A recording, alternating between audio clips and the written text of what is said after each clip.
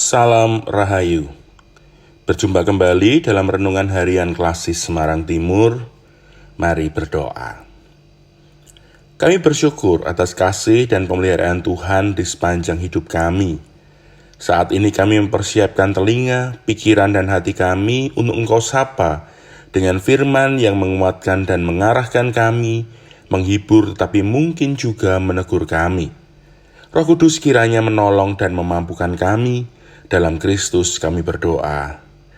Amin. Amsal pasal 16 ayat 20.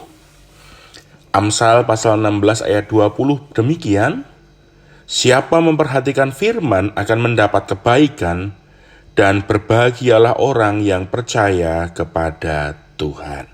Demikianlah sabda Tuhan.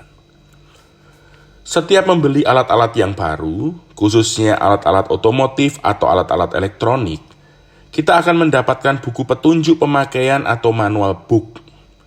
Ini merupakan sebuah keharusan yang ditetapkan oleh pemerintah sebagai kelengkapan yang menyertai penjualan alat-alat dengan kriteria tertentu.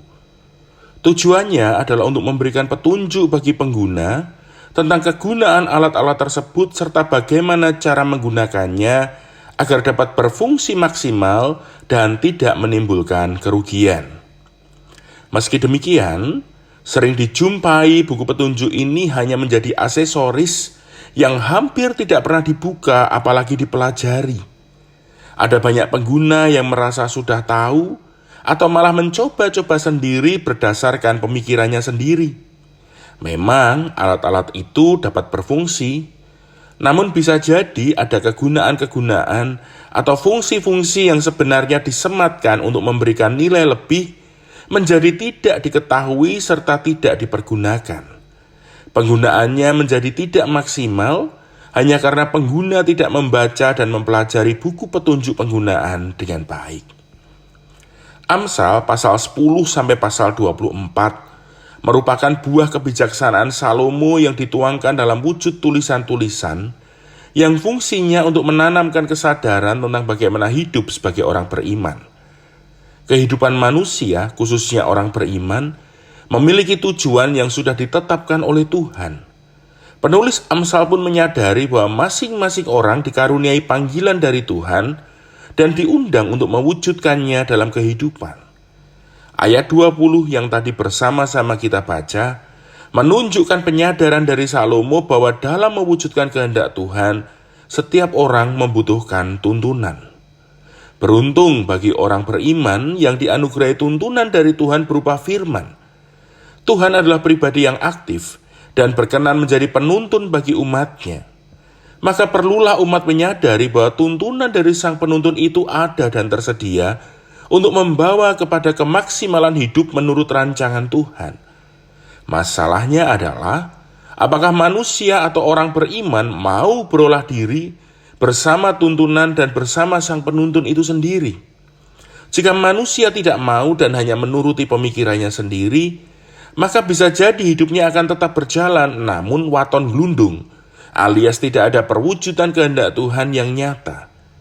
Sebaliknya, jika manusia mau berolah diri dalam tuntunan Tuhan, maka dia akan menemukan banyak hal yang dikaruniakan Tuhan kepadanya serta menjadi optimal sebagai anak-anak Tuhan. Bagi orang yang merasa cukup dengan hidup yang biasa saja atau waton glundung, besar kemungkinan ia akan melihat kehidupan hanya sebagai kelumrahan. Bangun pagi, bekerja, pulang, istirahat, dan begitu terus setiap hari. Tidak ada sesuatu yang wow dalam kesehariannya.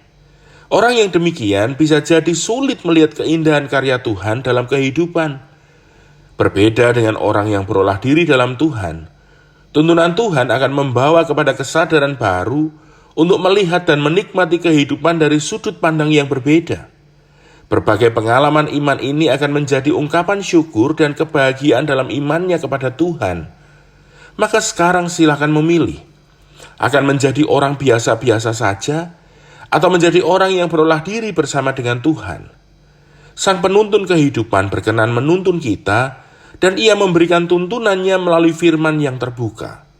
Kiranya kebijaksanaan Salomo hari ini memampukan kita memilih dengan tepat, berolah diri dengan baik, dan merayakan keindahan hidup bersama-sama dengan Tuhan. Amin. Mari kembali berdoa. Mampukanlah kami melekat pada firman-Mu, sehingga hidup kami dituntun oleh Sang Penuntun sendiri. Sertai langkah hidup kami, Tuhan, dan kiranya kehidupan kami senantiasa memuliakan nama-Mu. Dalam Kristus kami berdoa. Amin. Selamat berkarya layan, Tuhan memberkati. Salam Rahayu.